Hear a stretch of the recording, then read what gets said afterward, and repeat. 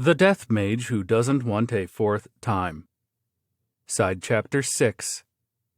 Kaidou Kanata. Kaidou Kanata was a half-Japanese American.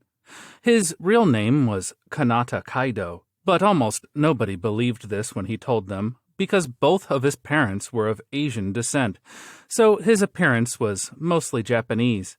This did not cause him to suffer any bullying, nor did it cause him to become noticed by others and become popular.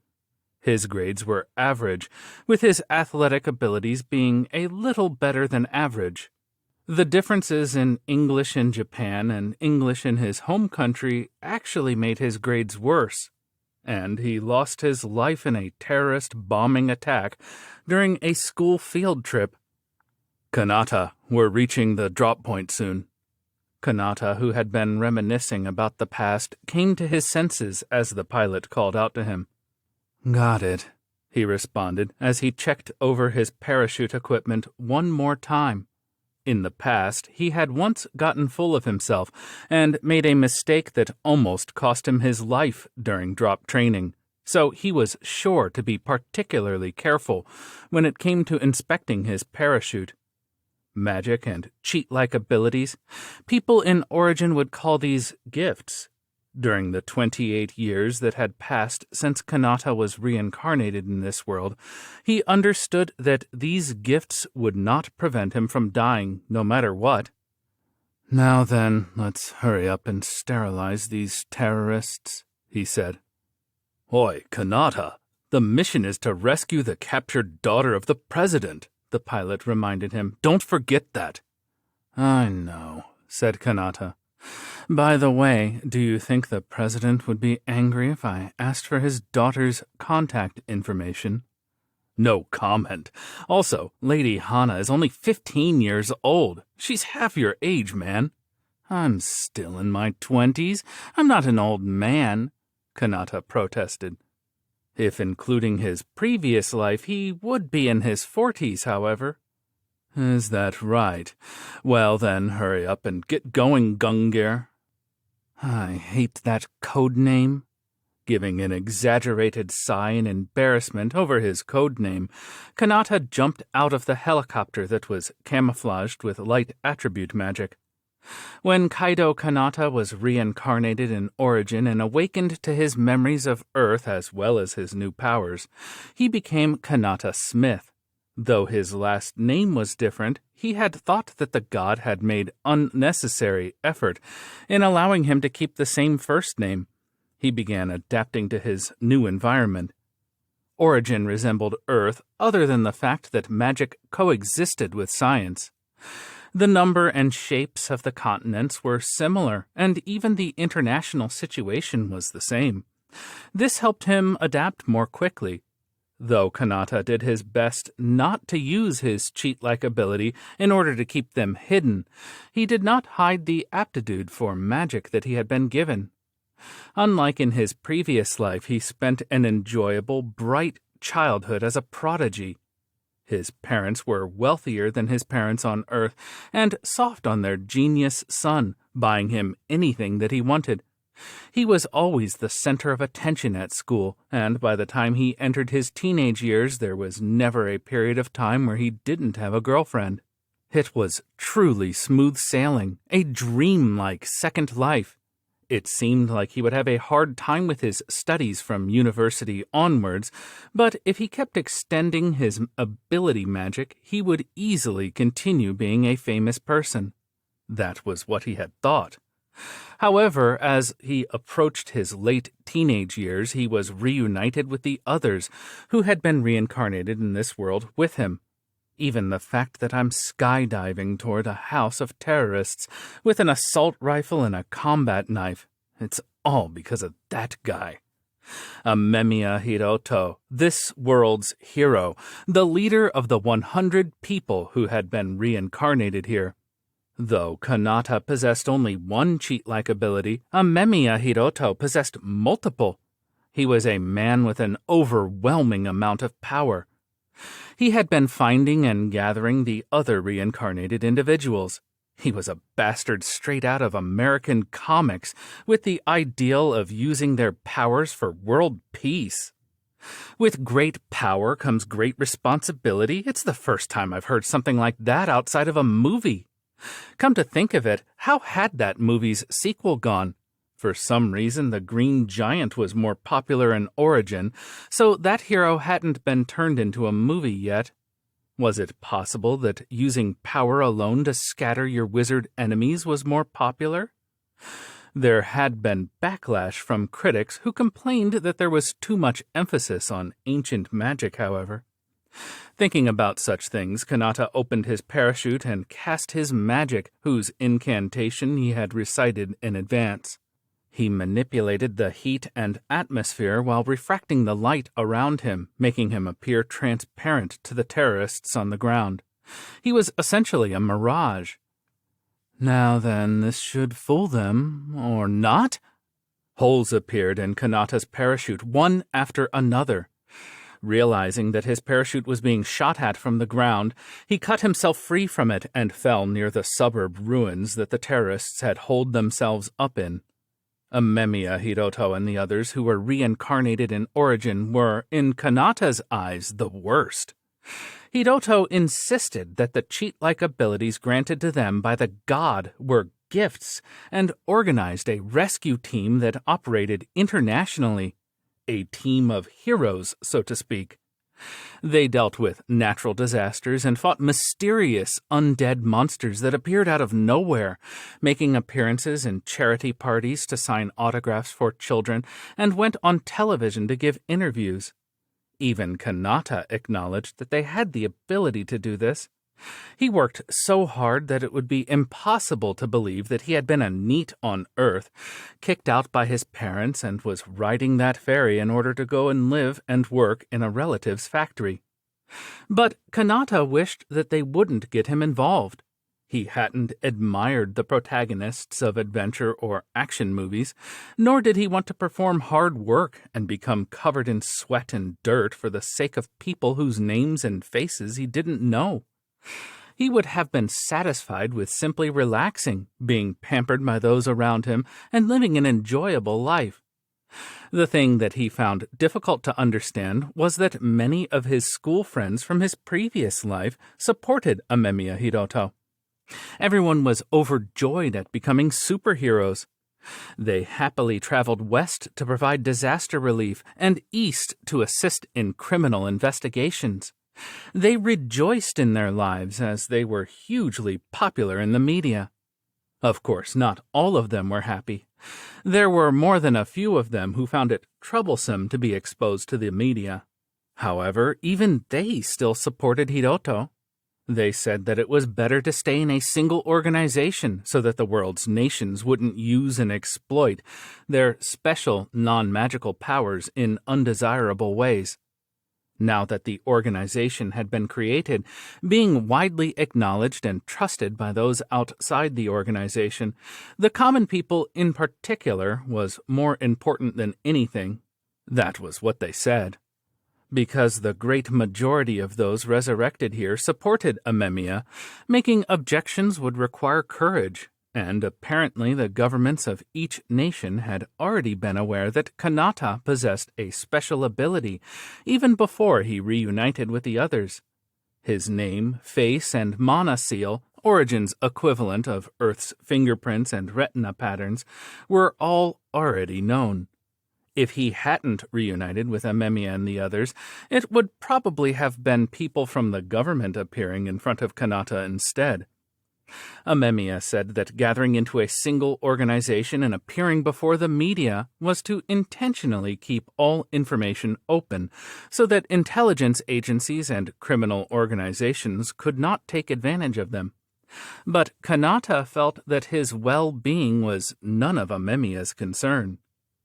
In the group of 100 people reincarnated from Earth, his exceptional affinity with magic, his great talent and mana pool that was larger than other mages, would be buried in the masses. He would go from being a genius to just another person. The only affinities with magic that Kanata had been given were his high aptitude for the fire attribute and an average aptitude for the wind attribute. The cheat-like ability that he had been granted was quite well suited for being used in the field. Because of this, he had been given the exaggerated code name of Gun Gear, but that's why I'm forced to risk my life in these secret missions without getting paid much. Just before Kanata hit the ground, he opened his spare parachute. Normally, it would not have opened in time, but he used wind attribute magic to force it open and reduce the impact of his fall. He somehow made a successful landing and rolled across the ground. "Light, heat, mana," he whispered as he remembered the map in his mind. In the next moment, Kanata vanished. Well, I've only become transparent. With his field of vision surrounded in complete darkness, Kanata pressed forward, relying only on his memory of the terrain. Those damn terrorists! Did they get their hands on the latest mana sensors? Kanata suspected that his parachute descent had been noticed because the spell he had cast triggered a sensor. That was why he had turned himself transparent to the naked eye, to heat sensors, and to mana sensors. This was Kanata's cheat-like ability. Incidentally, he had not used his ability during his parachute descent because it required mana to use, and he wanted to conserve as much as he could. The other reason was because he was rendered blind in this state, meaning that he could have collided with obstacles during his landing without being able to see them. He soon reached the building in which the terrorists were holding this nation's president's daughter captive. Detect organism heat. Undoing his ability and regaining his vision, Kanata used a spell that only detected the heat of living creatures to search the entire building. It reacted to the small animals living in the surrounding wasteland, but he ignored all of them. There were 7 human-sized heat sources. 4 of them were moving around hurriedly. They were probably the ones who had noticed Kanata and fired their guns at him. The other 3 were all close to each other. However, 2 of them seemed to be sitting down. The other one was standing tall. There's no way that there are 2 terrorists guards sitting in chairs in front of the president's daughter who's bigger than me, is there? Kanata had seen a photograph. Lady Hana was a small, 15-year-old girl. Even if she was in her growth period, this was impossible. Well, for now, I guess I'll get rid of those 4. Because he was unable to tell which of the 2 seated people was Lady Hana, he decided to dispose of the 4 that were moving first. "Structure," he whispered as he pointed his assault rifle in the direction of the heat sources and squeezed the trigger. There was a roar of gunfire, and the bullets passed straight through the walls of the building without making any impact sounds or leaving any traces. The terrorists, having noticed Kanata's detection spell, had already started to make a move, but then they suddenly collapsed and lay still. They had been shot with bullets that had appeared through the walls and floors without warning. This gunfire was truly Gungnir. No matter what obstacles were in Kanata's way, his bullets would easily pierce the vitals of their target. "It really is an exaggeration, though," Kanata muttered. "And what's the idea behind making a code name associated with my ability? Building metal." Kanata passed smoothly through the wall and floor to enter the building. In the next moment, he tightly grasped his resin-handled knife and charged through a wall in the room where the reactions of the other 3 had come from. "Gungnir!" the large terrorist screamed, but the knife made short work of him. And then Kanata quickly checked the remaining 2 people. One of them was a female terrorist firing a gun freely at Kanata's back. Even in Origin, where magic existed, guns and knives were still the best options for making sudden counterattacks. Because magic needed incantations, they took time. The metal bullets passed straight through Kanata's body and pierced the large man, however. "You're such a pretty woman, too. What a shame." Kanata said as he used his knife to return the favor to the Caucasian terrorist woman, whose face had turned pale upon realizing that the bullets would not work on her enemy. If the president's daughter was not here, I would have stayed in invincible mode and then given a punch. No, the second was a pretty woman who hadn't done anything. What a waste. Even though this was one of the few benefits of being made to engage in fights to the death. Who are you? Are you all right? I'm Gungnir of the Bravers. I've come to rescue you. Kanata made his identity clear, hiding his inner thoughts and adopting a gentlemanly manner. Bravers was the name that had been given to the team of people reincarnated from Earth after a certain incident. Their official name was the 100 Bravers. The 100 Bravers would be a terribly embarrassing name, wouldn't it? Now that I think about it, that was the cause for us to start accepting work that involves killing like this, in addition to the rescue and support work, wasn't it?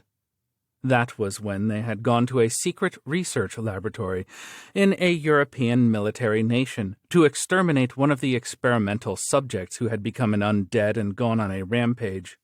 They had accepted missions to exterminate the undead that occasionally appeared in Origin, as well as animals and people who had turned into monsters by the influence of mana on multiple occasions before that. But this incident was particularly memorable in various ways.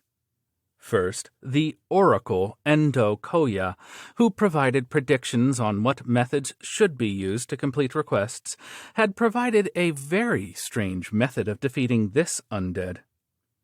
They had to wait, completely defenseless, for the undead to come out of the laboratory. They had to avoid showing hostility toward it at all costs. Once the undead let its guard down, they would take it down with a combined, simultaneous attack.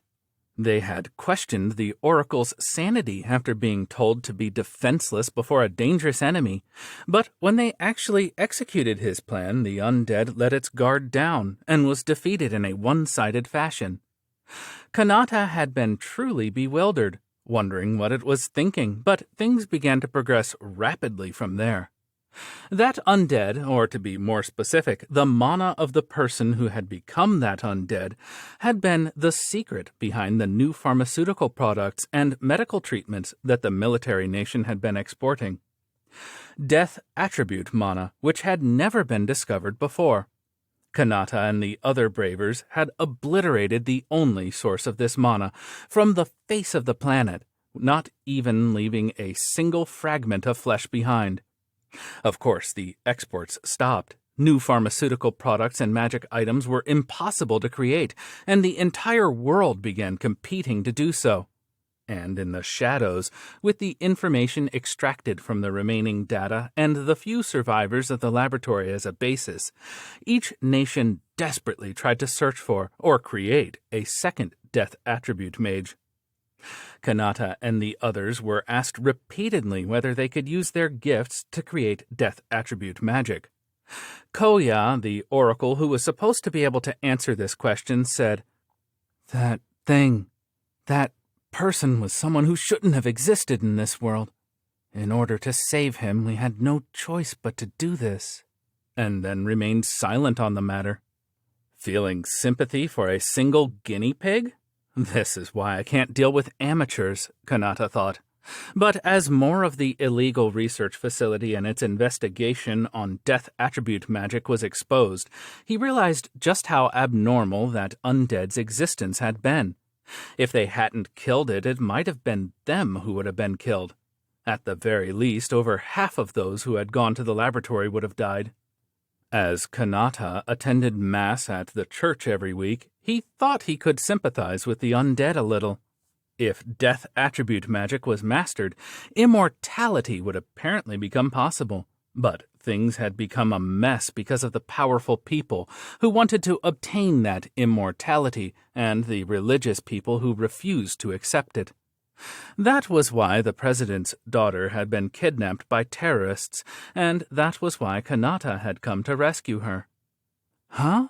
Why am I remembering this kind of stuff? Actually... As Kanata suddenly turned around, blood came out of his mouth. You... how do you know my weakness? You're not the president's daughter, huh?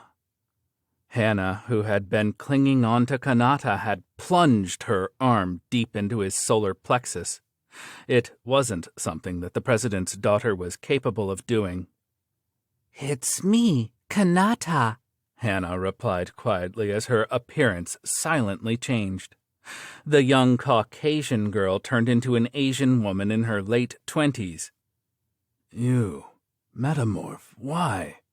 It was Shihoin Mahdi, one of the people who had reincarnated from Earth, a woman who was supposed to be one of the Bravers, with the cheat-like ability to transform into any kind of person. Mahdi responded with a mask-like, expressionless face, but there was hatred burning in her eyes. "I made use of the terrorists in order to kill you. The real president's daughter is probably being protected in another place by now." In order to kill me? Why, I don't remember doing anything to be hated by you. "To avenge my mother." Wait, don't misunderstand. Kanata was unsteady on his feet, and his body was reacting to his commands surprisingly badly, but he backed off and put some distance between himself and Mahdi. He cauterized his wound to stop the bleeding, desperately looking for a way to survive. It wasn't me who killed that woman, he said. It's true that I couldn't save her, and it's true that it was me who stopped her heart in the end, but she was missing her head, you know. It's because of me that your mother is living out there somewhere. "If my mother was missing her head, can you explain why her cornea was transplanted into a mafia boss?" asked Mahdi, interrupting him. "You piece of shit!" As Kanata tried to crawl backwards away from her, she quickly raised her hand towards his head. This was the worst. Mahdi's metamorph ability was a terrible opponent for Kanata's Gungnir ability. If Kanata was unwounded, he would still be able to escape somehow, but now that he had taken a fatal wound, it was impossible. Wait, do you think that the others will allow this? There's no way you can keep this hidden. There's no way that the justice-loving Hiroto would forgive. Stop! I don't want to die yet, Kanata begged. That mother of yours isn't even your real parents. She's just the woman who gave birth to you in this world, isn't she? And aren't we supposed to be comrades? Now, someone like you who cut up my mother and sold her organs is no comrade of mine. Kanata vaguely heard Mahdi's voice speak those words, but before he could reply, his consciousness was cut off. Kanata Smith, one of the 100 Bravers, known as Kaidou Kanata on Earth. Discovered with a fatal wound, he was rushed into a medical facility. Treatment produced no real results, and 3 days later he was confirmed as deceased. It was thought that the weakness of his gift was taken advantage of during his mission to rescue the president's daughter from terrorists. Kanata Smith was remembered by the people as the first casualty of the 100 heroes, and his death made a shocking impact on the 98 of the 99 remaining Bravers.